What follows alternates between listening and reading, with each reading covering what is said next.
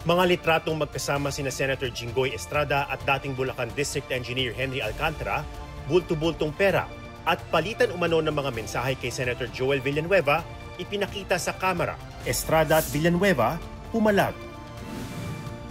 Sa gitna ng pag-isa ng kamera sa mga diskaya, Pasig City Mayor Vico Soto may babala.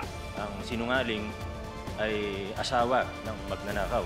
Kaya ito po talaga yung nakikita natin.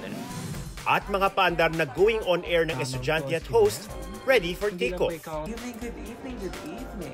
Excited na po bang lahat bumaba? Alright.